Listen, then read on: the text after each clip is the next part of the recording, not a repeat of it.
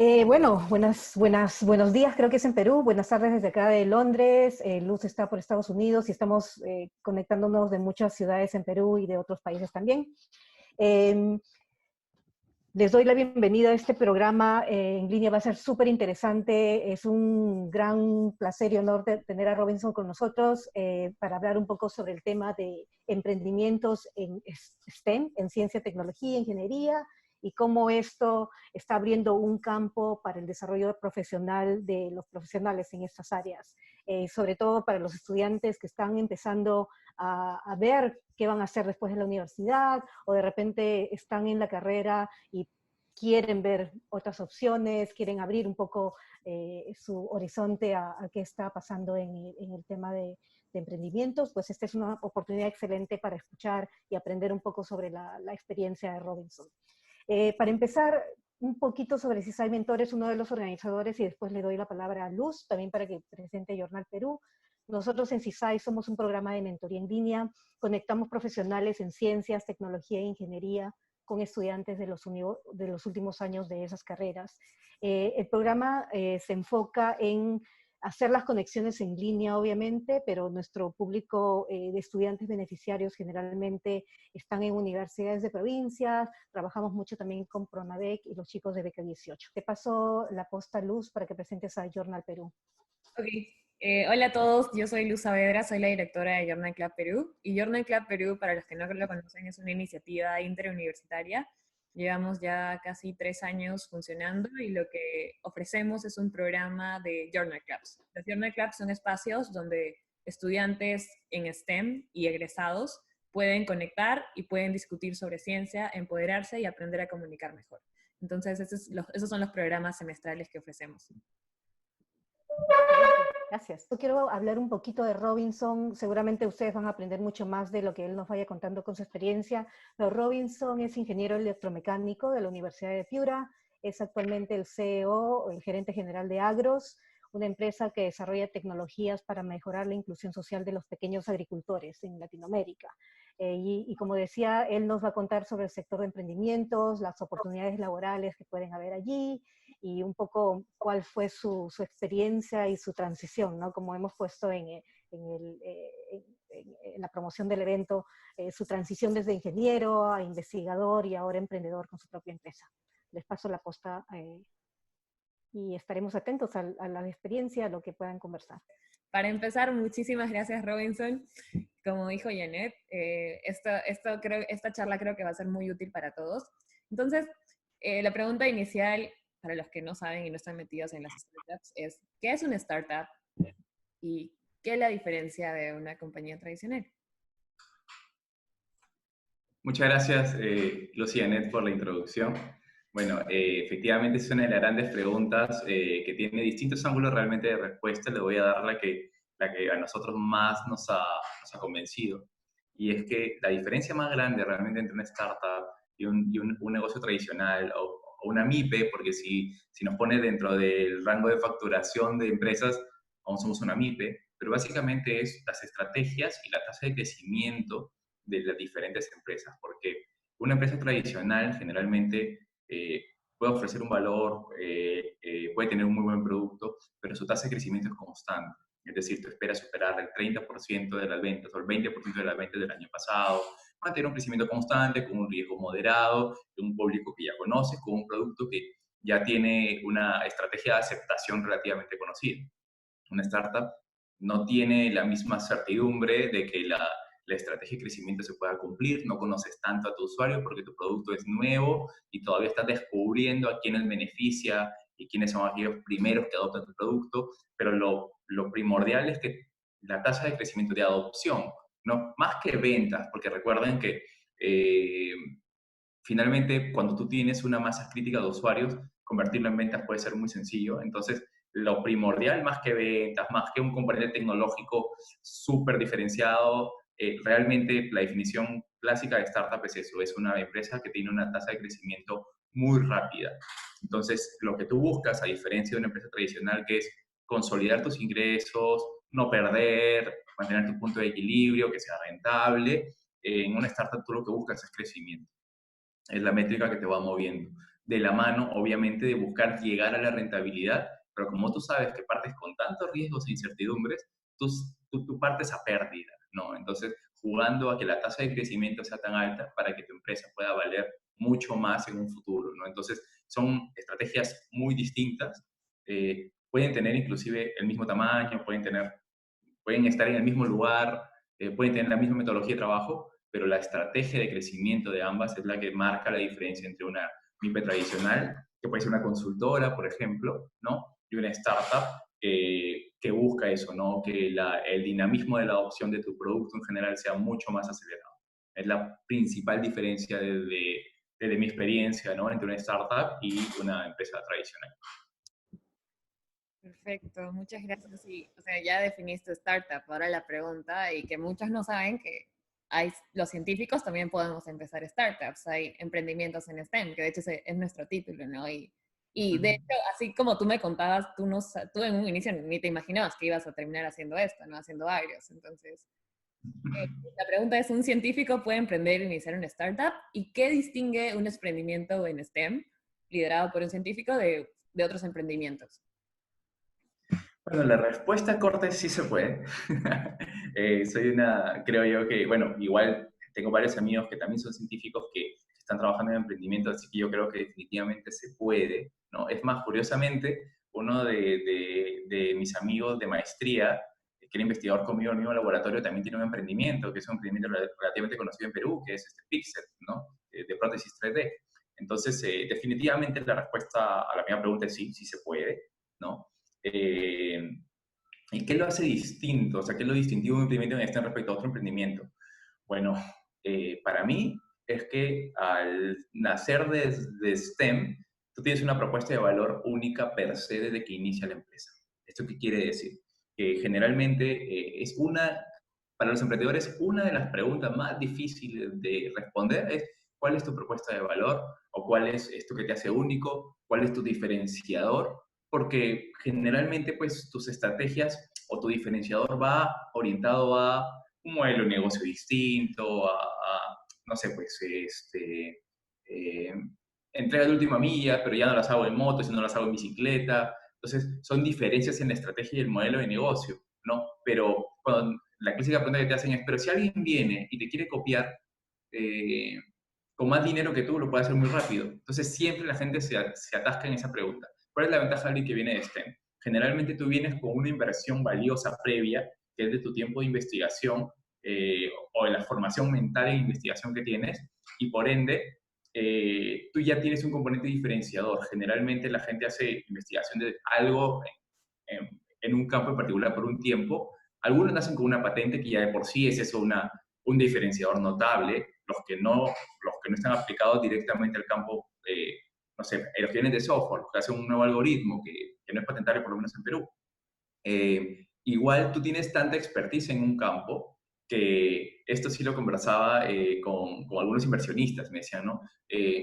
Porque a veces la gente invierte en el equipo emprendedor más que en el producto, porque saben que el producto lo van a encontrar, pero el que tú vengas de STEM asegura qué cosa, que muy rápidamente vas a encontrar algo diferenciador, que tú eres alguien formado en ciencias que puede encontrar un producto distinto y eso va a hacer que alguien que te quiera copiar necesita tu formación, necesita tu habilidad, tu expertise, y aún así no va a poder copiarlo, porque tú has encontrado una forma única de solucionar el problema a tu manera. Entonces, finalmente, una de los grandes distintivos es eso, que tienes una propuesta de valor más palpable. Siempre, o sea, siempre se ha visto, ¿no?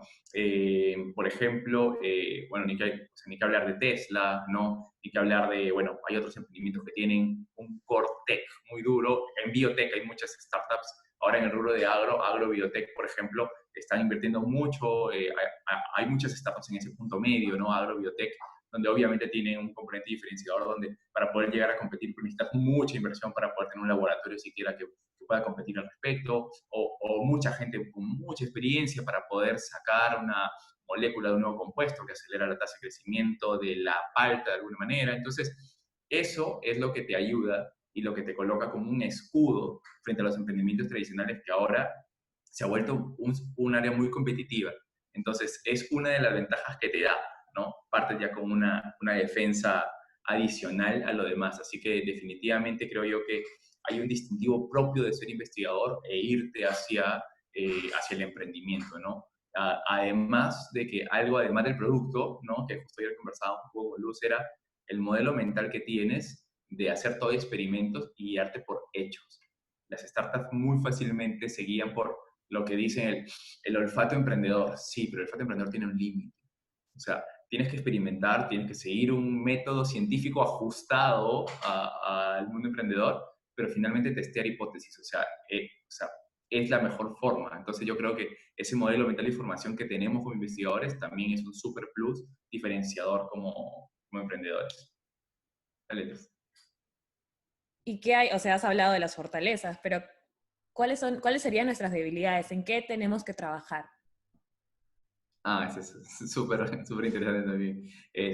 Lo más complicado, creo yo, es que como creadores, como personas, como inventores, o sea, como nos gusta inventar cosas, nos gusta crear soluciones, muchas veces nos enamoramos de la solución antes que enamorarnos del problema.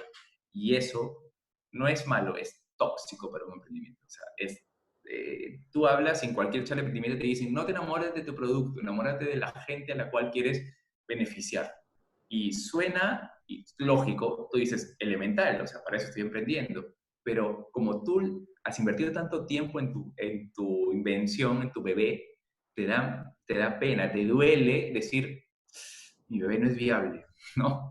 Tengo que ver cómo adaptarlo o qué crear distinto, cómo enfocar el problema desde otro ángulo, y muchas veces es eso.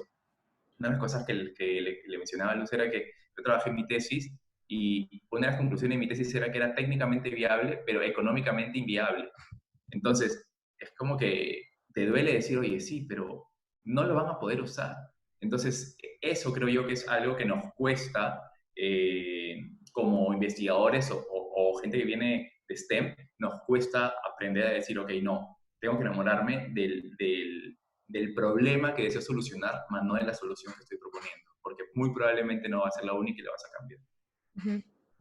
Y ya cambiando un poco de tema, o sea, bueno, es algo relacionado. O sea, hay muchos que se meten a hacer una startup porque inicialmente cuando iniciaron en ciencia tenían la idea de, oh, yo quiero como que cambiar el mundo, mejorar las cosas y todo eso, y en verdad cuando escribes tu tesis te das cuenta, y tú mismo me decías, es como que muchas de estas cosas que estoy haciendo no son aplicables, y hacer una startup te permite como que aterrizar tu idea, ¿verdad? Entonces, quería que hables un poco de ¿por qué la ciencia necesita de emprendedores y startups? ¿Y cómo es que Perú se puede beneficiar? ¿Cómo impactaría? ¿Cómo está impactando, mejor dicho? Desde mi perspectiva, y creo que es un escenario interesante ahora, bueno, tuvimos la, el- la bendición realmente de poder ganar el premio del MIT Innovation Inclusive Challenge el año pasado y bueno, capacitarnos con gente súper capa en emprendimiento, con impacto, que le llaman ellos, que es lo que ahora están buscando los inversionistas, que es los Impact Founders, es decir, que todo emprendimiento tenga una repercusión, una cuota de impacto positivo en la sociedad. O sea, es lo que ahora se necesita y ahora es totalmente evidente en este escenario, ¿no? Ahora creo que nadie está buscando solamente hacer un emprendimiento o un producto que solamente te genere ingresos. Yo creo que definitivamente, y se ha visto, ¿no? La gente está colaborando mucho más. Entonces, de aquí en adelante va a ser así. Creo que ya esto va a ser una normativa. Antes era una tendencia, ahora creo que va a ser un nuevo requisito mínimo, que lo que sea que tú le quieras brindar al mundo en tu emprendimiento tiene que tener un impacto positivo palpable. Entonces, ¿por qué la ciencia necesita emprendedores y startups? Es porque somos los más, creo yo, creo que la ciencia per se lo que busca es eso, es tener un impacto positivo en la humanidad. Entonces, eh, yo, no sé, 9 de cada 10 emprendedores que vienen del área de STEM, yo los he visto, que sus emprendimientos tienen un impacto muy palpable. Es más, de todo el batch, de los 14 que fuimos a Londres de un programa de Concitec que justamente era investigadores o emprendedores con base tecnológica que fuimos a Londres, todos tienen un impacto positivo. Algunos trabajaban con artesanos para conectarlos con mercados internacionales, Otros trabajaban en encontrar nuevas fuentes viables de proteína a bajo costo para hacer el acceso a la buena alimentación viable en distintas partes. En general, otras herramientas para mejorar el trabajo de los bomberos. En fin, o sea, muchos trabajos de ese tipo, ¿no? Entonces, somos los más llamados y tenemos, creo yo, ese ímpetu de ir a la ciencia por eso, ¿no? Por darle un aporte positivo al mundo. Entonces, tenemos todo para ser Impact Founders, que son emprendedores con impacto o fundadores con impacto, ¿no? Que es lo que ahora la gente está buscando. O sea, ¿por qué? Tiene más de algo positivo, o sea, tiene muchos beneficios, además de solamente dar un impacto a la sociedad, ¿no? Es que un Impact Founder lucha por su propósito y por ende, aunque las cosas se ponen complicadas, las persigue. O sea, tienes una resiliencia innata. ¿Por qué? Porque persigues buscar el impacto que tú quieres. Entonces, eso te ayuda muchísimo. Yo creo que eso es necesario, definitivamente. ¿Y por qué? Y cómo se puede beneficiar en el Perú este tipo de startups? Bueno, creo que ahora es muy viable. Tengo unos amigos que están trabajando telemedicina y hay 150 doctores que se han sumado para poder ayudar a las personas para que puedan remotamente, completamente gratis, poder interactuar con psicólogos, con distintos tipos de doctores o especialistas. Y nosotros estamos trabajando algo muy parecido a lo que él hace en la agricultura, ¿no?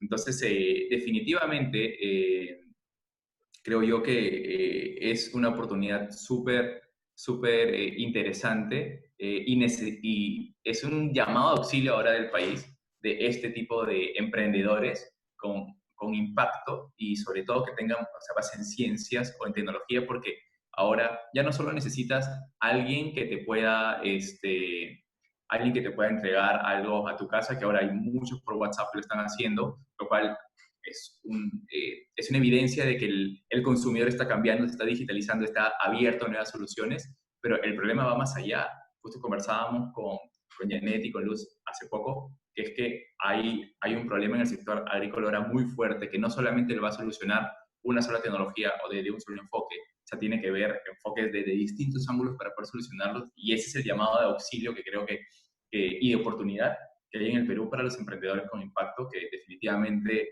los que venimos de STEM somos los más llamados a tener ahí la S de Superman al medio, que, que es la adecuada para este tipo de emprendedores. Y de hecho, o sea, con esto de oportunidad tú tienes que encontrar también el buen timing para soltar una idea, ¿no? Para soltar tu startup.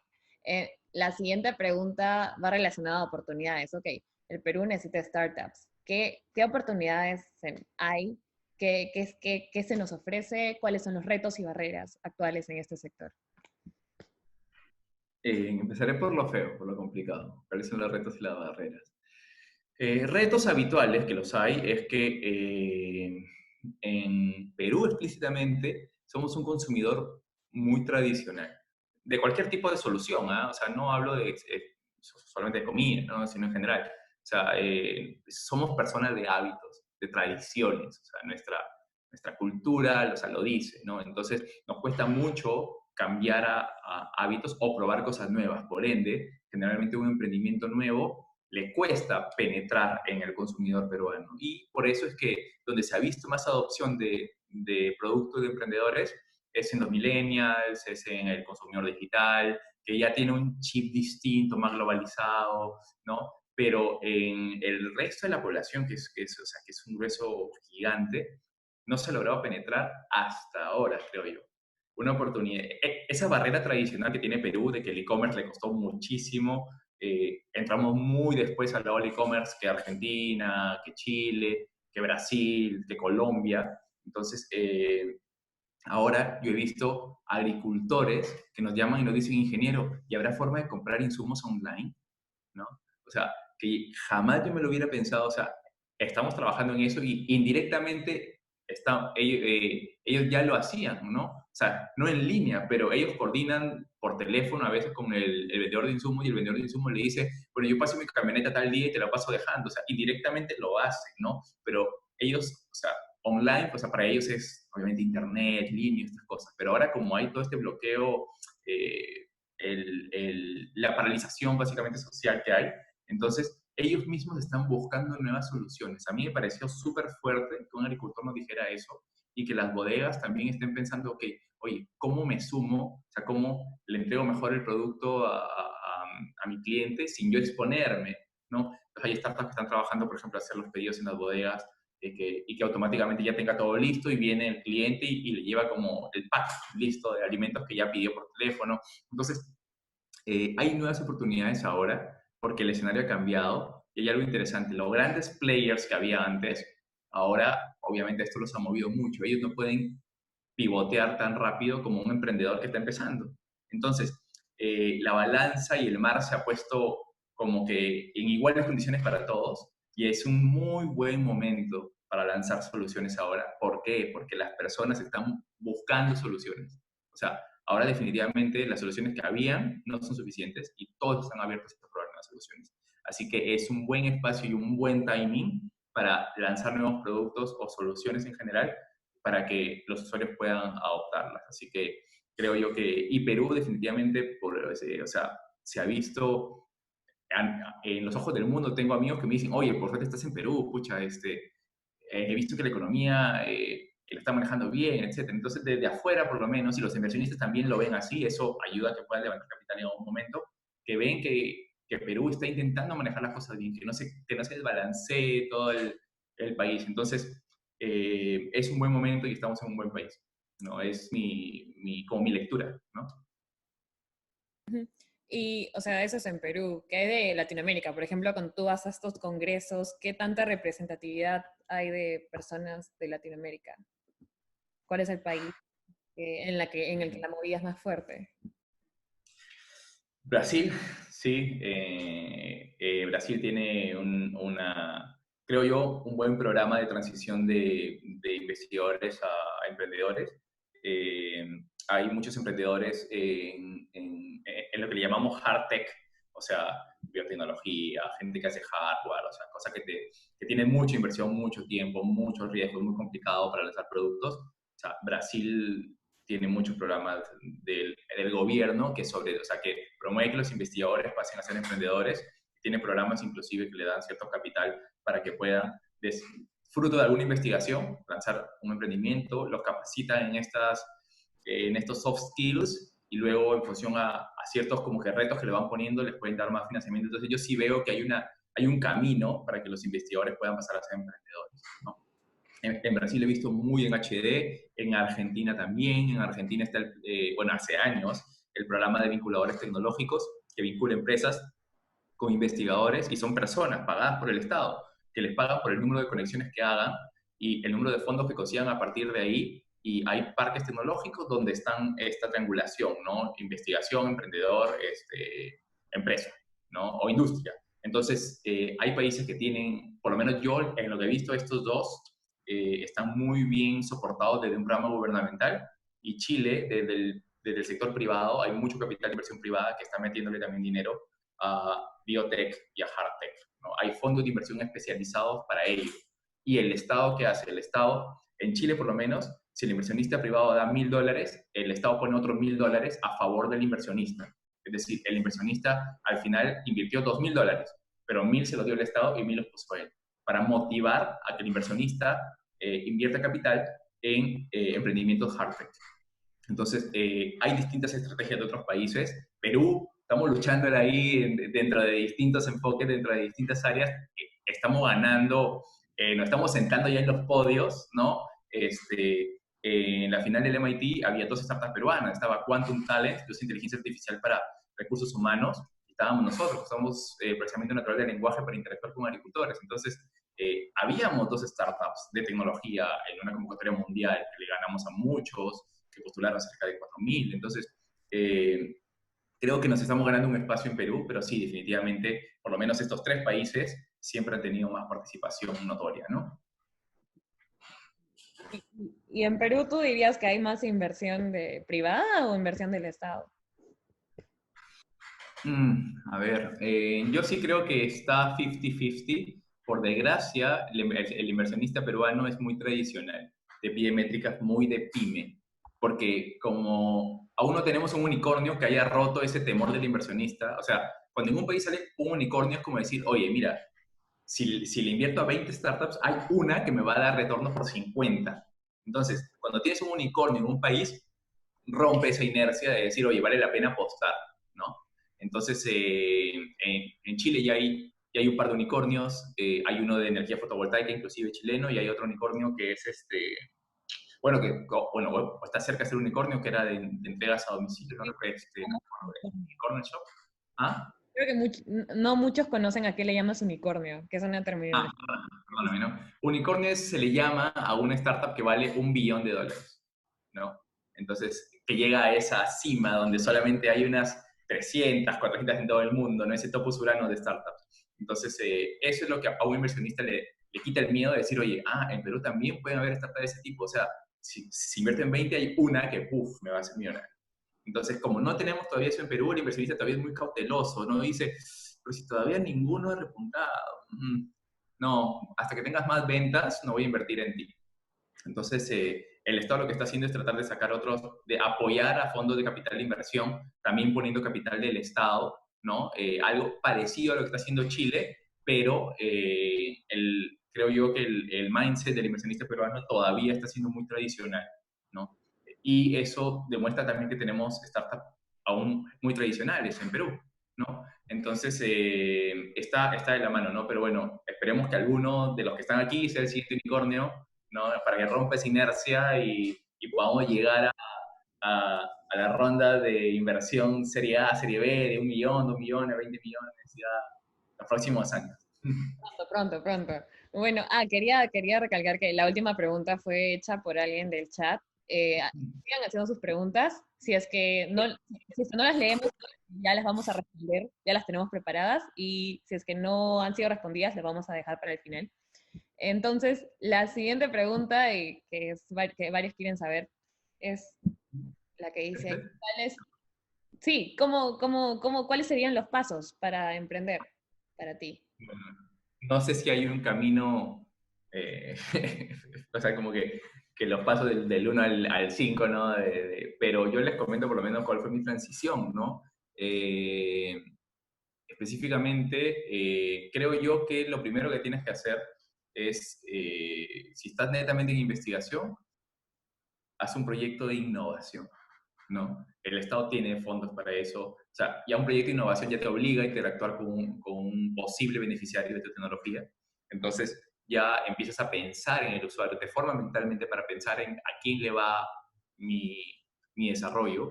Entonces, y para eso en el país creo que hay muchos fondos ahora, hay muchos proyectos para innovación. A nosotros nos sirvió eso.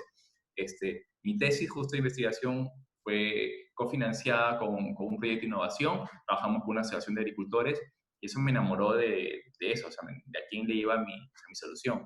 Entonces, creo que eso es lo primero, que sigas ese camino, ¿no? De interactuar con el beneficiario de tu producto de alguna manera y entender sus necesidades, ¿no? Porque tú puedes tener un productazo y te rompes la cabeza como investigador diciendo, ¿y por qué no lo usan? Oye, eso, dices, pero si está acá y le soluciona el problema y le da esto.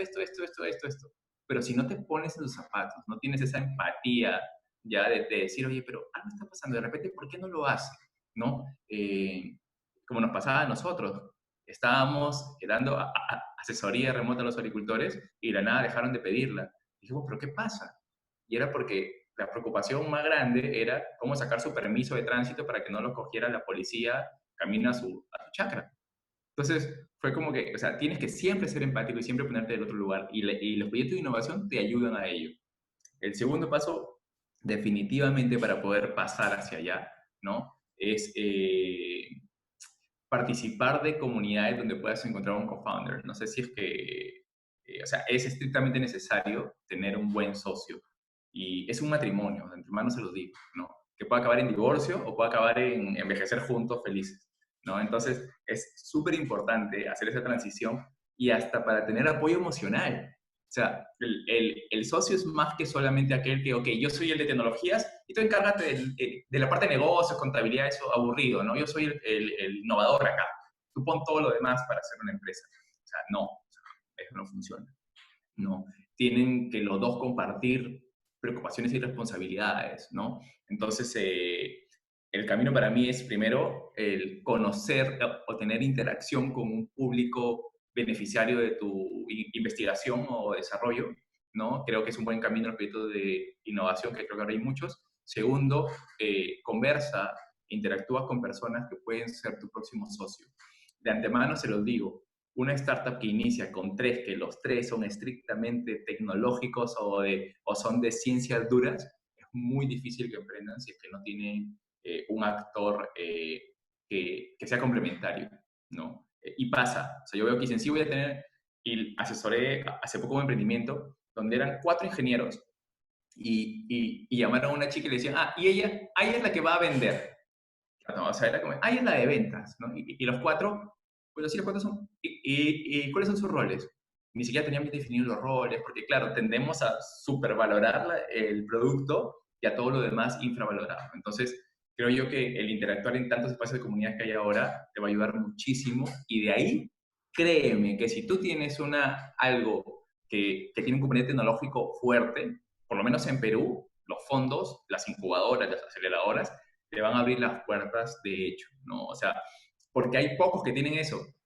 ¿Por qué? Porque hay pocos emprendimientos que tienen una propuesta de valor interesante. Si tú vienes de STEM, ya vienes con un punto extra. Te es más fácil conseguir algún capital de riesgo como Startup Perú, como, bueno, o cualquier otro. Pero además, les comento, o sea, lo que hicimos nosotros en algún momento. O sea, nosotros teníamos clientes en un tiempo de la empresa, cuando teníamos otro modelo de negocio que trabajamos con empresas grandes, y igual estábamos como que medios ahorcados porque nos funcionó mal el modelo de negocio y tocamos las puertas de nuestros clientes y decirles, miren señores, ¿saben qué? Queremos hacer un emprendimiento, queremos ver quién se suma, hicimos como un café así de, nos juntamos, una bolsita de chifles fioranos, ¿no? Conversamos y le dijimos, miren, hay esto, ¿no? Necesitamos para poder empezar, no sé, $20,000. Tenemos 10,000 en nuestro bolsillo, porque tienes que demostrar que tú también estás mojándote. Algo que yo vi que decía Elon Musk era o sea, si un emprendedor no da de sí algo, ¿no? El inversionista tampoco tiene por qué dar algo de él. Entonces, creo que siempre esa estrategia de ir y decir, yo estoy poniendo esto de mí, es buena, y conseguimos los $20,000 y empezamos la primera startup, porque antes éramos una empresa tradicional nosotros también.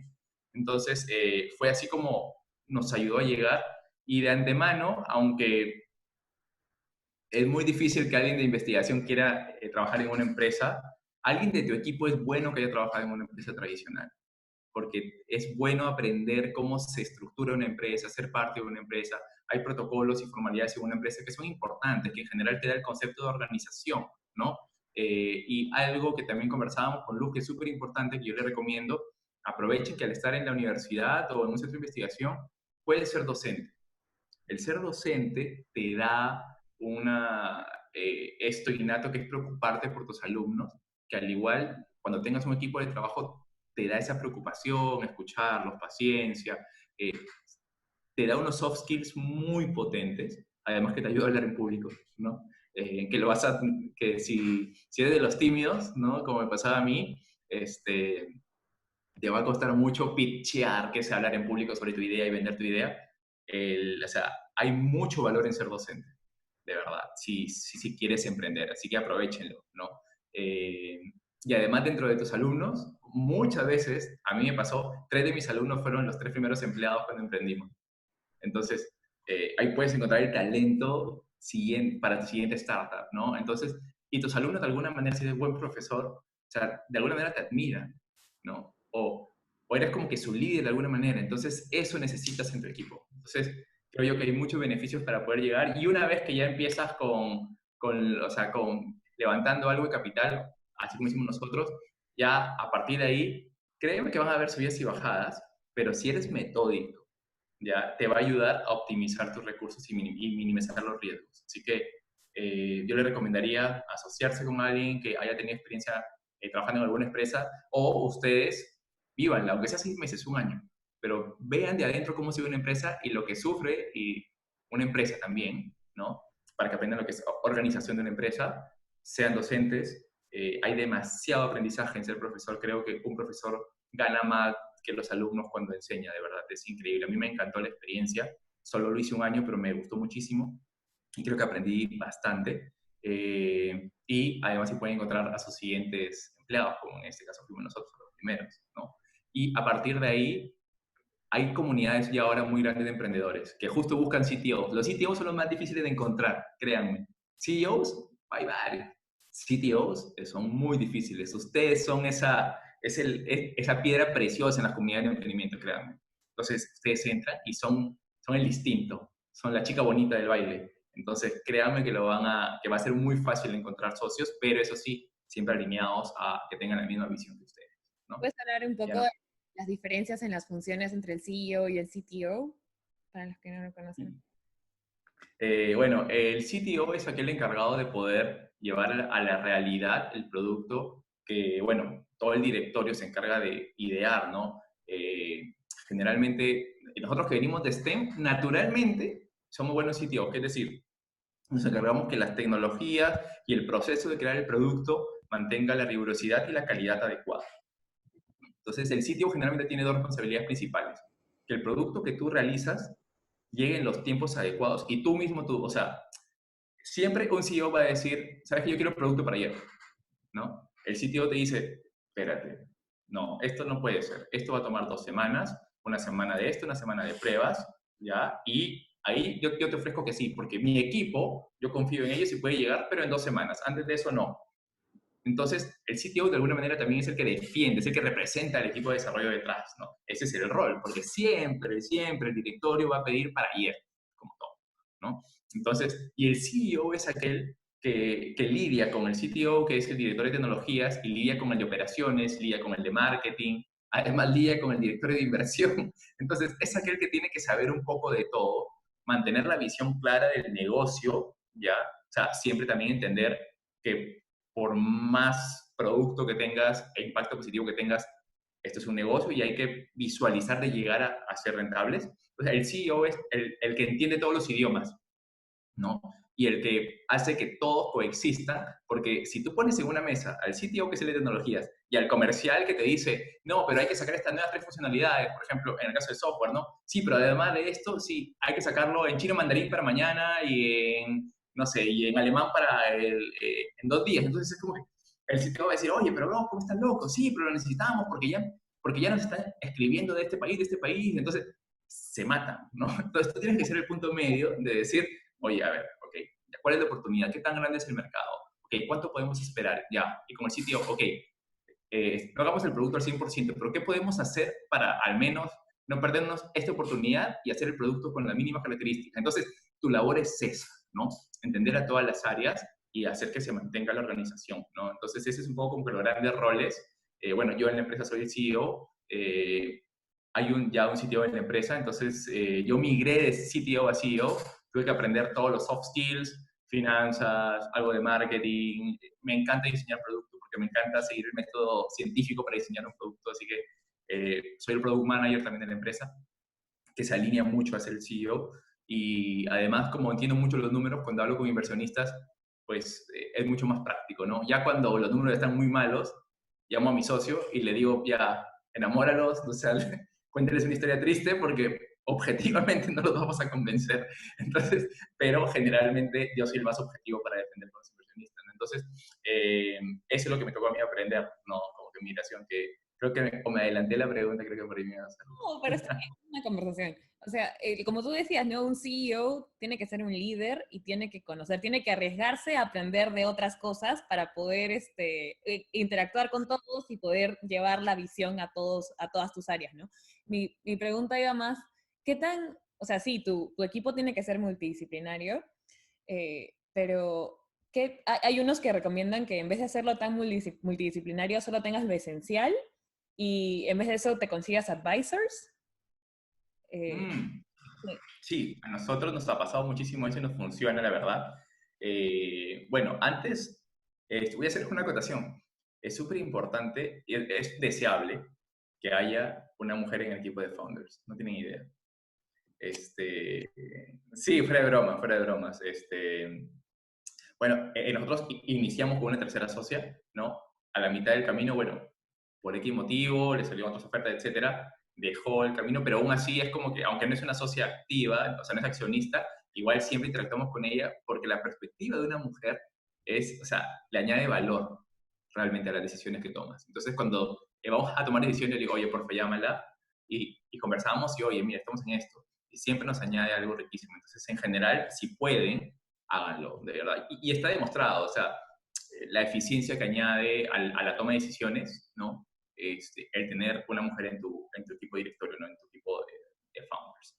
Ahora, dependiendo qué tan tecnológico es tu producto, por ejemplo, yo tengo suerte de advisors, consultores, ¿no? En áreas muy específicas, por ejemplo, en procesamiento natural del lenguaje, tenemos un consultor advisor que es de Brasil, que es súper capo en eso, y como es una parte muy específica del producto, por ejemplo, que lo tenemos a él para eso.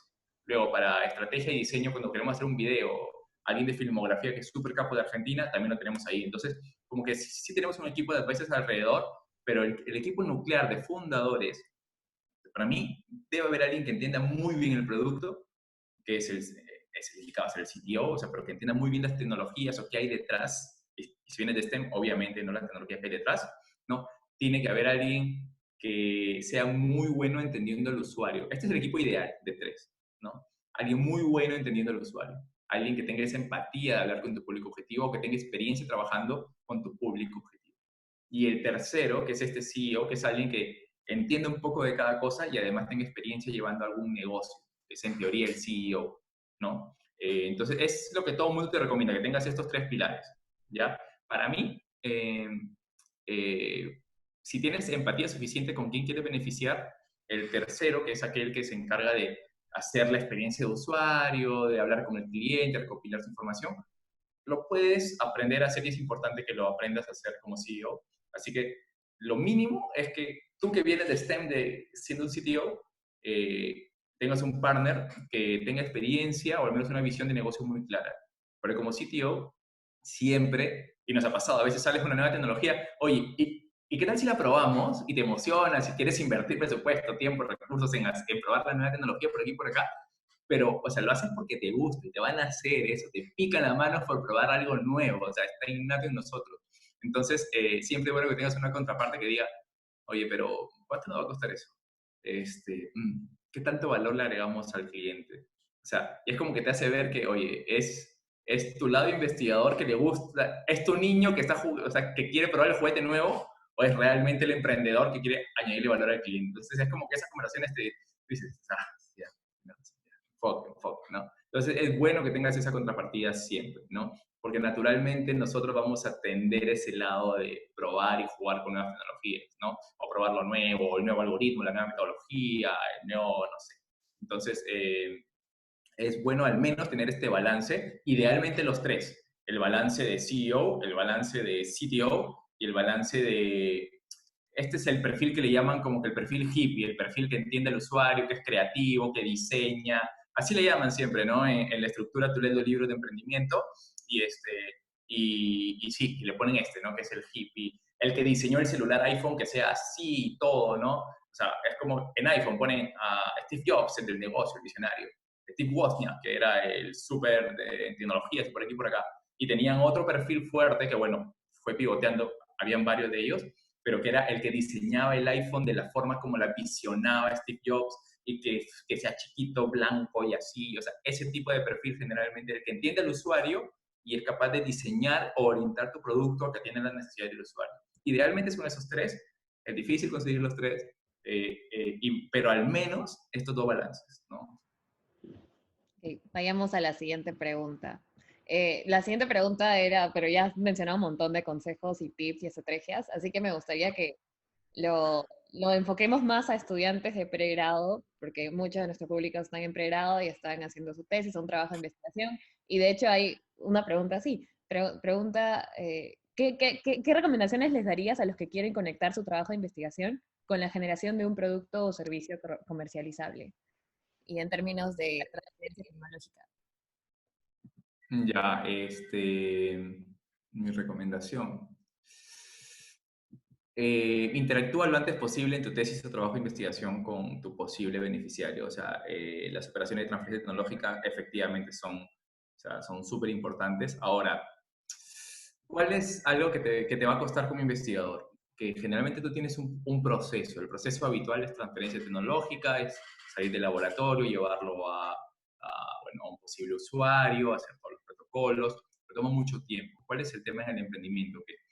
Que los tiempos de vida del emprendimiento son mucho más cortos que un tiempo de vida de un proyecto de investigación. Entonces, o sea, y lo digo cortos porque la competencia siempre sale, ¿no? Entonces, siempre tienes que tratar de aligerar pasos. Algo que les va a costar también mentalmente es que en emprendimiento hay mucho método científico light. Sí, o sea, literalmente. Tú ves muchas metodologías, libros de emprendimiento que tienen todo lo que hemos aprendido, pero light. Es como que el método científico para no investigadores, una cosa así. Entonces, te cuesta mentalmente decir, oye, pero aquí hay cosas que no están haciendo bien. Entonces, lo que vas a tener que hacer es tratar de acelerar con el proceso convencional de transferencia tecnológica. Y hay un consejo que les doy. Generalmente lo haces con uno o con dos usuarios. O sea, en la transferencia tecnológica lo haces, eliges a alguien y lo testeas ahí. ¿Cuál es el tema? Hay un número mágico en emprendimiento que es 5, ¿ya? Que es que siempre probarlo al menos con 5 usuarios. No sé, si tienes un producto que va a una comunidad, con 5 comunidades distintas. O sea, cuanto más rápido lo pruebes, con más personas, ¿ya? Es que obtienes más retroalimentación de tu producto. Entonces, lo que más te conviene a ti, que estás haciendo tu tesis, es desde lo antes que puedes, de lo más temprano posible, interactúa con tu usuario, ¿ya? ¿Por qué? Porque no hay nada más complicado que hagas un buen producto cuando vas a transferencia tecnológica, encuentres ahí las barreras de consideraciones que no tomaste y tengas que hacer todo el proceso de regresar hasta el inicio y volver a hacer el ajuste. Entonces, cuanto más temprano puedas interactuar con usuarios o especialistas del tema, o sea, pero especialistas no teóricos, ¿no?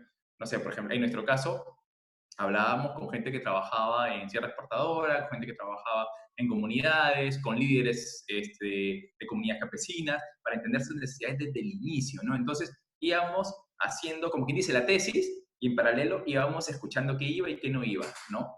Porque la clásica cuando inicias tu tesis es 3 capítulos de marco teórico, que lo buscas de alguna investigación, que no la llegas a palpar al 100%, ¿no? Y en función de eso armas toda tu teoría, y muchas veces está desconectada de la realidad, o a veces es hace 2 años y la realidad cambió, ¿no? Entonces, siempre mantén desde la etapa más temprana posible interacción con tu posible beneficiario de la tecnología, es lo que más te va a ayudar. O sea, recuerda, el éxito de un emprendimiento es que solucione un problema real del usuario.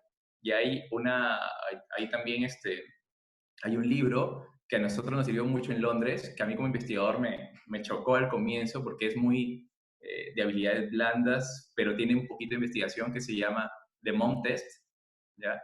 ¿Qué es lo que dice este libro?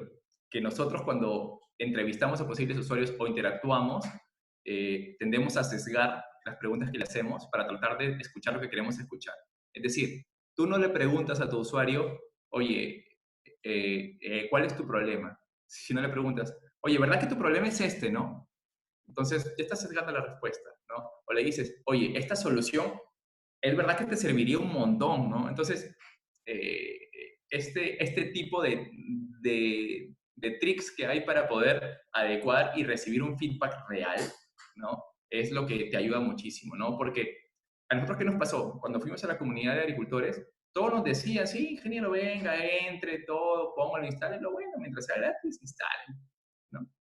Y ya luego o sea, les pusimos hasta el plan de inversión, como que, no, Inge, la verdad, como lo venimos haciendo, no está tan mal, ¿no? Entonces, fue cuando yo estaba ahí y dije, pucha, creo que solucioné el problema erróneo, ¿no? Hubiera solucionado otro problema que realmente les cause dolor, ¿no? Y créeme, si tú solucionas un problema que a la gente le duele, está dispuesto a pagarlo. O sea, es una regla simple, ¿no? Si no está dispuesto a pagarlo, no es un problema tan fuerte, de repente. Entonces, esas son las cosas que sacas interactuando, y cuanto antes lo hagas desde el inicio de tu tesis, pues muchísimo mejor, ¿no? Recuerda que una tesis puede ser muy exitosa, pero para que se convierta en emprendimiento, tiene que solucionar un dolor real del usuario. Entonces, es mejor saber eso del inicio que luego de 2 años de tesis de maestría como a mí. Sí. Tengo otra pregunta, o sea, relacionada a esto, ¿no? O sea, sé que estaba viendo una entrevista donde hablaban de que los 5 elementos esenciales para lograr éxito en un emprendimiento son, uno, la idea, lo que tú mencionaste, que o sea, tiene que ser una idea buena y que tiene que solucionar un problema real. Número 2, el equipo, que tu equipo tenga la gente esencial y necesaria y que, o sea, que interactúen bien y todo eso, ¿no? Una buena gestión de equipo. Lo otro, el modelo de negocio. el financiamiento y el timing, el tiempo en el que se suelta la idea. En esta entrevista empezaron a evaluar, de hecho, esta persona evaluó distintas startups exitosas y él llegó a la conclusión de que el factor más importante era el timing. ¿Tú coincidirías con esto o para ti cuál sería el factor más importante? A ver. No. Yo creo que el timing definitivamente, vamos a ver, el timing es algo que si no estás en el timing adecuado, por más que puedas hacer lo demás bien, sí te puede matar, ¿no? O sea, eh, el problema es que el timing es muy difícil de preverlo o conocerlo, ¿no?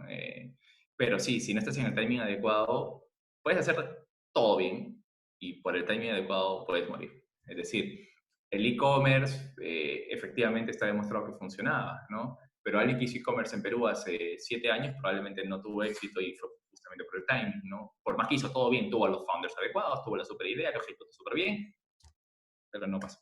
Entonces, eso sí, o sea, concuerdo que es la barrera más grande, es el temor más complejo, pero por desgracia, si lo ves como un modelo, es una variable que no siempre puedes conocer al 100%, ¿no?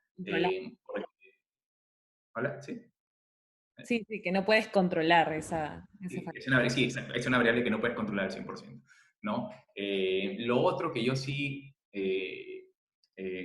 bueno, y les cuento, o sea, a nosotros sí nos atacó el timing. O sea, nosotros cuando empezamos lanzando nuestro primer producto, que era orientado a empresas agrícolas grandes, en Perú no había nadie. Entonces, y nos empezó a ir muy bien, empezamos a tener clientes muy rápido, pero Perú empezó obviamente a estar en la vitrina de los mejores productores agrícolas y empezó a llegar competencia de España, empezó a llegar competencia de Israel, empezó a llegar competencia de Chile mismo. Entonces, nos empezaron a asfixiar porque eran empresas que venían con mucho capital, por ejemplo, y comercialmente hicieron estrategias que a nosotros nos mataron, ¿no? Era como que le daban un año gratis de prueba al cliente. Nosotros no podíamos costear eso. Entonces, el timing, o sea, creo yo que si nosotros hubiéramos empezado un poquito antes, ¿no? Por ejemplo, hubiéramos tenido más tiempo para fortalecernos más, levantar más capital y estar a la misma talla cuando vengan los demás. Entonces, el timing sí te juega en contra a veces, no solo cuando la gente no está preparada para adoptar tu producto, sino también puedes entrar muy tarde, como nos pasó a nosotros. Entonces, el timing definitivamente es crítico y crucial, pero hay algo que yo también reconozco que es súper importante en una startup, y es la capacidad de ejecutar cosas. La ejecución, y esto, o sea, hay muchas empresas en Piura solamente. Yo conozco cerca de 4 o 5 empresas que sacaron una app de delivery. 4 o 5, increíble, ¿no? Pero ninguna fue Rappi, ninguna llegó a ser Globo, porque la ejecución no fue la adecuada.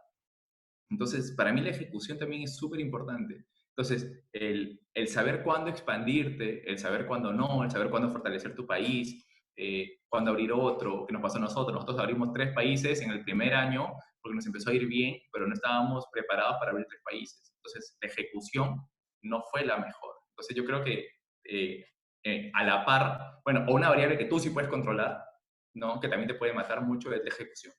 Entonces, esto de hacer el método científico para ejecutar bien y mitigar riesgos es vital. O sea, lo hemos aprendido a la mala, ¿no? Pero creo que si es que si me hubiera sentado y hubiera dicho, no, vamos a ejecutar una startup como si hiciera un proyecto de investigación y lo adapto, creo que nos hubiera ido mucho mejor, que es como ahora lo estamos haciendo, ¿no? Que al inicio que nos emocionamos y nos empezó a ir bien al inicio y empezamos a volar y decir, somos el siguiente unicornio por aquí, por acá, bueno, aprendimos a porrazos, ¿no? Entonces, sí, coincido que la que más te puede matar es el timing, pero también que una de las variables de éxito más importantes es la ejecución.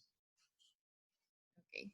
Y pasemos a la siguiente pregunta, porque ya hay varios que están preguntando sobre tu experiencia. Entonces, si puedes hablar, como dijo Janet, tú has sido científico, has sido docente, has trabajado en industria, luego has vuelto a hacer investigación y luego te metiste al área del emprendimiento. Entonces, háblanos un poco de cuál ha sido tu camino y qué has sacado de cada experiencia. Ah, ya, buenísimo. Bueno, yo empecé trabajando en la Marina como investigador. Era un proyecto de desarrollar tecnología militar propia en Perú para desarrollar nuestros propios radares. Entonces, tuve la oportunidad de meterme a áreas muy profundas del saber. Ni bien acá en la universidad era un proyecto interesantísimo, muy duro en matemática, muy duro en estadística, muy duro en programación, simulación. O sea, para mí era data science antes de que fuera sexy, ¿no? En ese momento eres mitad programador, mitad estadista, ¿no? Y bueno, y no había nombre para eso, ¿no? Ahora ya todo el mundo se pone la etiqueta, ¿no? Soy data science, ¿no? Pero ahí no había esa etiqueta. Pese a que me encantó, ¿no? En nuestro caso, bueno, en mi caso, no sé si le pasará a muchos, pero era como que mi madre me decía, pero vas a ser investigador, no sé cuándo, ¿por qué no te vas a trabajar a la industria y esto que el otro? Le hice caso, me fui a la mina. Trabajé un año en mina, fue una experiencia riquísima, aprendí a dirigir equipo, dirigí un equipo de 15 mecánicos, ¿no? Me fui a un rubro totalmente distinto, a mantenimiento, que es mecánica pura, y curiosamente era la rama que menos me gustaba de mi carrera, pero lo hice para, uno, darle gusto a mi familia, y segundo, para probar.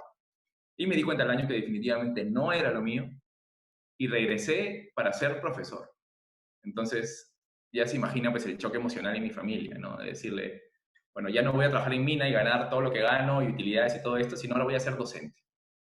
Entonces, bueno, lo hice, lo probé, me encantó la docencia, y ahí es cuando me engancho nuevamente con la investigación. Sale una beca con CITEX para hacer una maestría una maestría en ciencias, hago la maestría, me engancho en proyectos de investigación, y estuve trabajando, hice la maestría 2 años, un año más como investigador, 3 años retomé la investigación, y ahí es cuando me pasa lo de esto. Cuando quise llevar mi tesis a una implementación, me doy cuenta que financieramente no era viable. Me chocó y dije, no pienso dedicar más tiempo en mi vida en algo que no pueda llegar a ser útil o realmente impactar en vidas. No, dije, no quiero que vaya por acá, ¿no? Entonces ahí es cuando emprendo bueno, conozco a mi socio, y sacamos una consultora de innovación. Hacíamos proyectos de innovación para empresas agrícolas, y interactuamos con muchas tecnologías. Y ahí fue cuando luego, bueno, tomamos igual, éramos muy jóvenes, la consultora pasó de ser 2 personas a ser 17 personas, y luego a ser otra vez 5. Entonces, nos fue bien, nos fue mal, y ya cuando estábamos ahí en las últimas, teníamos, que le dije, $10,000 en la bolsa, dijimos, ok, y en Perú empezó a nacer el tema de Startup Perú, fondos, emprendimiento, era nuevo también. Entonces dijimos, ok, hay que emprender algo con todo lo que hemos aprendido. Ya fue cuando conseguimos a los 3 primeros que eran nuestros clientes de la consultora, invierten, ¿no? Sacamos el primer emprendimiento. A nosotros nos pasó que fuimos a Tech Ventures, luego ganamos Startup Chile, luego ganamos Next TP Labs en Argentina, que es un fondo de aceleración de agro solamente. Eh, Pasó lo que les dije, abrimos en 3 países, nos fue bien, no supimos manejar a nuestros clientes en Perú y abrir mercado en paralelo en otros países. Eh, Fueron crisis emocionales, existenciales. Mi socio tuvo su primera hija en paralelo encima, entonces era una carga emocional, ¿no?, fuerte para todos. Y hicimos un corporate partner con una empresa de México, que aprendimos que hay que leer muy bien los contratos, porque finalmente hacían que todo el proyecto que habíamos hecho con ellos solamente se lo podíamos vender a ellos. Acabamos vendiéndole el producto que hicimos con ellos a un precio muy bajo. O sea, el producto nos costó $30,000 hacerlo y lo vendimos a $20,000, porque el contrato no nos permitía vendérselo a más clientes. Entonces, ya con eso es cuando era ya el segundo valle de la muerte que estábamos pasando, y nos quedaban creo que $15,000 o $20,000 con mi socio, y le digo, bueno, hay 2 cosas acá. O nos repartimos esto y bueno, hasta aquí acabó la historia, o sacamos un nuevo producto orientado a un nuevo mercado en lo que más conocemos. ¿Y por qué? Porque nosotros entramos al mercado de la agricultura grande, de la gran agricultura, porque parecía más rentable, ¿no? Pero nos olvidamos que lo que más conocíamos mi socio y yo era la pequeña agricultura. Mi socio es hijo de agricultor, yo soy nieto de agricultor. Entonces, decimos, ok, ¿por qué no nos enfocamos en adaptar un producto a la pequeña agricultura? Y ahí es cuando con los últimos $20,000 quemamos cartuchos, y ganamos el premio Fundación Every, ganamos la Hackathon de Interbank, ganamos el premio MIT, y ganamos el año pasado a finales una licitación con el Ministerio de Agricultura grande para nosotros, ¿no? Entonces nos cambió todo, definitivamente, ¿no? Entonces, del segundo Valle de la Muerte éramos 3 en la empresa, sí, 3. Éramos mi socio, yo y un hincha que no se quiso ir y se quedó ahí, ¿no? Y ahora somos 14, fuera de los consultores externos, ¿no? Entonces, en todo este recorrido, mis lecciones más grandes, primero, cuando te empieza a ir bien, te da algo que se llama el síndrome de cuy en tómbola. Bueno, son las palabras de mi socio, pero a mí me encanta usarlas. ¿Cuál es el síndrome de cuy en tómbola? Se te abren tantas puertas que te quiere meter a todas y no sabes a cuál entrar. Y acabas atolondrándote yendo a cualquiera y tomas malas decisiones, te agotas, le dices sí a muchas personas y te acabas agotando y haciéndolo mal. Entonces, es lo primero que nos empezó a pasar. O sea, si tu producto es bueno, hay mucha gente que va a estar interesada, pero tienes que saber exactamente a dónde quieres ir para saber decir sí y saber decir no. Y eso nos costó también mucho. ¿Cómo aprender Ahora, a tomar decisiones de manera estratégica? Que era otra pregunta que teníamos en el chat. sí. ¿Cómo se hace? Es súper, bueno, ahora se me hace súper sencillo, pero tienes que definir cuál es tu propósito de la empresa. Nuestro propósito, por ejemplo, ya es hacer que la agricultura familiar sea sostenible. Nuestro propósito como tal. Nuestra misión, obviamente, eh, es con nuestras tecnologías, ¿no? Trabajar para soportar la inclusión social del agricultor. Nuestra meta, nuestro propósito es hacer que la agricultura familiar sea sostenible, ¿no? Entonces, cuando tú tienes un propósito súper claro y tienes una decisión así binaria, ¿no? Es que tomar, entonces es fácil. Tú dices, a ver, esta decisión, bueno, o si le digo sí a esto, ¿se alinea a mi propósito? ¿Sí o no? Listo. Si se alinea a mi propósito, vamos. Si no se alinea el propósito, no. O sea, cuando ya tienes súper claro tu propósito, todas tus decisiones tienen que ser en, ¿esto me acerca a mi propósito o me distrae de él? Entonces,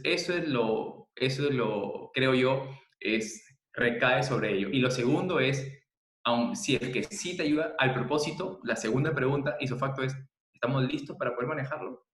No. La mayor parte de veces debes decir sí, pero si dices sí, inmediatamente un plan para poder manejar ese sí, ¿no? Entonces, es como que el modelo mental que nosotros hemos desarrollado, cuando se nos viene una oportunidad, ok, ¿esto ayuda al propósito? Sí, perfecto. ¿Estamos en el momento y tenemos el equipo para manejarlo? Sí, podríamos manejarlo. Listo. ¿Qué plan tenemos que hacer para poder hacerlo? Ok. De repente tenemos que contratar a una persona más, tenemos que hacer esto, tenemos que hacer esto. Ok. Si es que en ese análisis vemos que es muy complicado y no podemos, ok, ¿sabes qué? La respuesta era no. No se puede. No podemos encontrar un plan que sea viable en este momento. Listo. Decimos no. Es interesante, suma el propósito, pero no lo podemos entender. Entonces es lo que hemos aprendido ahora a tomar decisiones. Y antes no, antes todo era sí, sí, sí, sí, sí. Entonces es como el modelo mental que yo le doy para tomar decisiones. Y lo último, como un aprendizaje fuerte, es que cuando vienes de STEM, tiendes a pensar que todo lo que tú haces es lo más difícil de la empresa.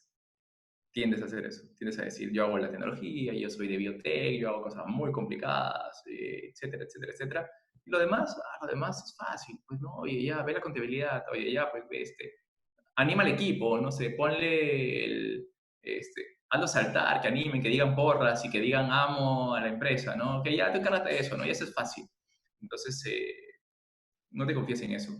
Cuando mi socio estaba justo en los meses del preparto de su esposa, obviamente no tenía suficiente disponibilidad para la empresa y yo tuve que asumir gran parte de todos los roles, ¿no? Lo que él hacía, que era recursos humanos, contabilidad, finanzas, comercial, tuve que empezar a asumirlo. Y descuidé recursos humanos y la cultura en la empresa se estaba yendo al piso. La gente llegaba a la hora que quería, la gente trabajaba de mala gana, la gente no se comunicaba, porque lo descuidé yo, ¿no? Porque no lo prioricé. Yo dije, bueno, cada uno sabe lo que tiene que hacer, listo, chicos, cada uno trabaja. Y tuvimos que luego invertir en reordenar la empresa y ahora está increíble todo, pero, o sea, nos costó. O sea, a mí me costó el no darle la importancia suficiente. Entonces, ese es el consejo que les doy. Si vienen de STEM, nos va a costar, pero creo que tienes que ser consciente que es importante. Ya no eres tú solamente, eres una familia, son personas, son vidas, son gente que viene con problemas de casa, o sea, es un ser vivo tu empresa. Entonces, tienes que ser consciente que hay que dedicarle tiempo o recursos a eso. Justamente había una pregunta de eso, de qué habilidades nuevas tuviste que adquirir viniendo de STEM. ¿Alguna otra? Como les dije, la ventaja es que al ser profesor vienes con cierta paciencia, vienes con cierta preocupación de cuidar o de enseñar, ¿no? Entonces, por desgracia, obviamente, cuando la empresa empieza a correr, tienes tantas cosas en tu cabeza que se te olvida, ¿no? Pero una de las cosas que más tuve que aprender, uno, dirigir equipos, no es sencillo. No es sencillo. Dirigir un equipo de investigación es más sencillo, porque es como que tiene metas a largo plazo, te reúnes para ver objetivos, esto. En el día a día de una empresa, entonces no. O sea, fue uno de los soft skills más fuertes que me costó y creo que sigo aprendiéndolo, es dirigir equipos, ¿no? Todavía estoy aprendiéndolo, pero le dedico mucho, leo mucho para tratar de aprenderlo, estudio mucho, es bueno lo primero.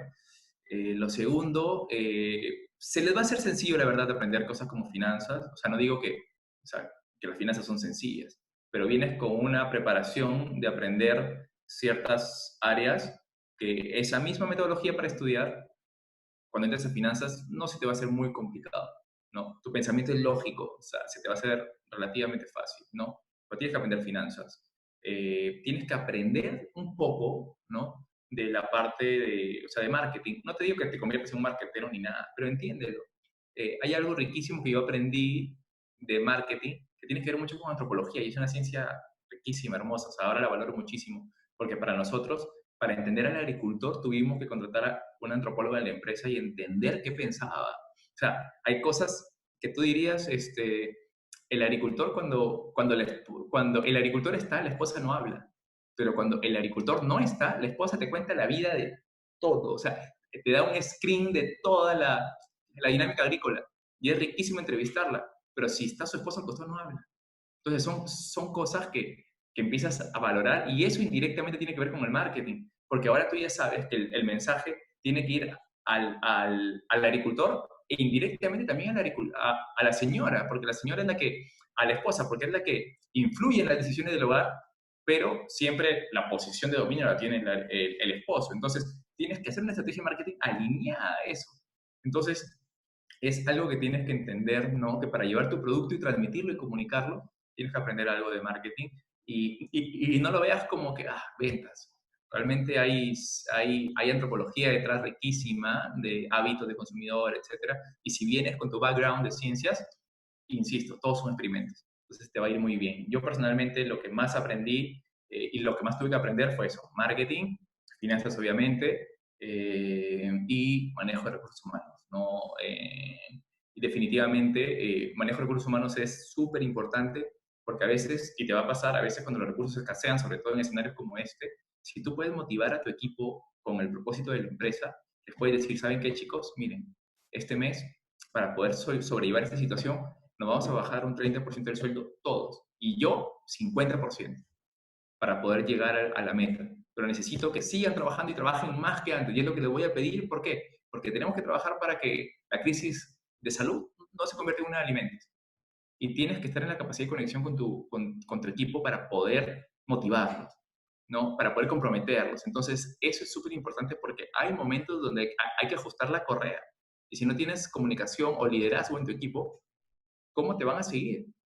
Entonces, y en una startup hay momentos que ajustar correa constantemente. Entonces, para mí, una de las habilidades que más deberías tratar de fortalecer. Y no delegar, o sea, si tú naces con la idea de hacer, eh, de emprender, tú eres la persona más apropiada para transmitir ese propósito porque tú lo tienes, en ti nació, lo tienes muy en la piel. Entonces, aprender a comunicarlo y transmitirlo con tu equipo probablemente va a ser un factor decisivo para que te puedan seguir aunque las cosas se pongan color de hormiga. Y ya para cerrar, última pregunta. Si puedes hablar breve de Agros y de paso respondemos una pregunta donde quieren saber si es que ustedes brindan asesorías o es que ayudan a vender los productos a los agricultores. Vamos a ver.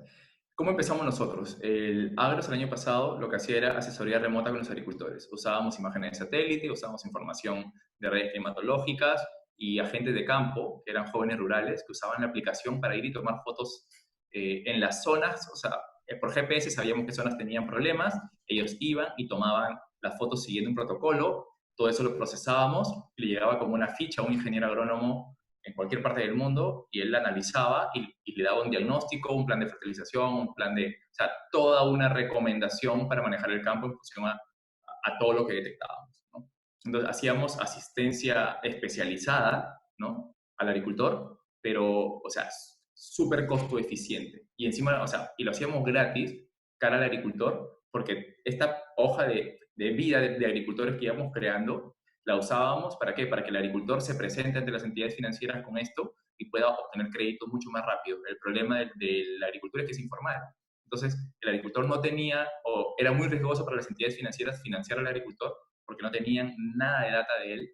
Y el ir a campo para la entidad financiera a conocer qué hay y esto, igual era costoso y no le daba mucha certidumbre, igual tenía mucho riesgo. Entonces, prácticamente éramos como un buró agrícola, si lo quieres ver de alguna manera, ¿no? Un buró de riesgo agrícola. Pero esto, obviamente, este escenario cambió, ¿no? Ahora las necesidades del agricultor no solo son de asistencia técnica, sino son de las más triviales, ¿no? ¿Dónde saco mi permiso? ¿A quién le puedo vender? Es alucinante, ¿no? Hay agricultores que ellos dicen, quiero llevar mi producción al mercado, pero no tengo SOAT en la moto y en el motoprogramma me van a pedir SOAT, así que no puedo cosechar. Entonces, hasta asesorarlos en cómo poder sacar un SOAT digital ahora, o sea, las consultas fueron mutando a tantas necesidades reales que se han dado por el escenario de COVID, que tuvimos que abrir, irnos más allá, ¿no? Y decir, ok, con todo lo que hemos aprendido hasta ahora, hay que hacer algo que solucione este problema. Entonces, pese a que ese producto era el que veníamos trabajando, ese producto es con el que ganamos el MIT, todo lo que hemos aprendido lo estamos ahora transformando para darle al agricultor un sistema donde él por teléfono, bueno, y cabe decir que el agricultor se comunicaba con nosotros solo por teléfono. Es decir, el agricultor por teléfono decía, hola, tengo esta consulta, hacíamos toda la interpretación del lenguaje de lo que él nos decía y se le enviábamos al asesor y el asesor igual hacía toda la recomendación y le llevaba por llamada telefónica al agricultor. Como ya habíamos aprendido cómo entender al agricultor, pasar su voz a texto, de texto, analizarlo para interpretar qué es lo que necesita el agricultor y conectarlo con un especialista, usamos lo mismo ahora para poder hacer una red. El agricultor nos puede llamar diciendo, ingeniero, quiero saber dónde puedo comprar agroquímicos. Entonces, o qué tienda de agroquímicos está abierta. Entendemos la consulta y lo conectamos con las tiendas de agroquímicos cercanas. Ese mensaje le llega a la tienda de agroquímicos, la tienda de agroquímicos por WhatsApp le llega y responde y dice, sí, aquí yo tengo fertilizantes, tengo esto, tengo esto, tengo esto. Entonces conectamos ahora a todos los actores de la cadena agrícola, para el agricultor desde llamada telefónica, y todo, y es como una gran red social, ¿no? Offline, ¿no? Porque el agricultor va y deja un mensaje y luego lo llamamos con la respuesta o con la información de contacto de la persona que le puede solucionar el problema. Entonces, ahora estamos haciendo eso, ¿por qué? Porque la cadena logística se rompió en la agricultura familiar. Entonces, estamos conectando a todos los actores, vendedores de agroquímicos, cosechadores, transportistas, compradores mayoristas, juntas de riego, estamos conectando a todos los actores como en una red social donde el agricultor se comunica por teléfono. Entonces, estamos adaptando la tecnología que habíamos hecho antes para este escenario de COVID, para darle una solución al agricultor. Entonces, eso es lo que hemos tenido que adaptar para poder llevarle una solución al agricultor en este escenario. Porque el agricultor me dice, ingeniero, la verdad no quiero que me asesore ahorita. Mi campo sí está más o menos, pero no tengo cómo ir a... nadie me viene a cosechar, se me está pudriendo la fruta. Entonces, las prioridades de problemas en el campo cambiaron. Por lo tanto, nuestro producto también tuvo que cambiar. Entonces, nada, eso era un poco lo que hemos venido haciendo. Estamos trabajando por eso ahora con el Ministerio de Agricultura, estamos trabajando también con otras organizaciones de otros países que quieren apoyar a que este producto salga más rápido y estamos trabajando con otras startups que se encargan de hacer delivery de alimentos a las casas para conectar todo y hacer una gran cadena desde el campo hasta el consumidor final completamente digital, ¿no? Ese es el reto que nos hemos puesto en los próximos 20 días para poder lanzar. Súper interesante y súper útil tu trabajo. Muchas gracias. Janet, no sé si quieres decir algo. Solamente agradecer a todos por participar, muchísimas gracias por conectarse, espero que todos estén bien, muchas gracias también a Luz Saavedra de Jornal Perú por organizar este evento con nosotros, y pues desde CISAI Mentores, muchas gracias por estar acá y por compartir toda la experiencia y también la buena vibra de organizar este tipo de eventos en un momento en que creo que mucha gente lo necesita y necesita como usar este tiempo para tener una buena información bueno, y un poco enriquecer el desarrollo de cada uno. Gracias. Muchas gracias, Robinson.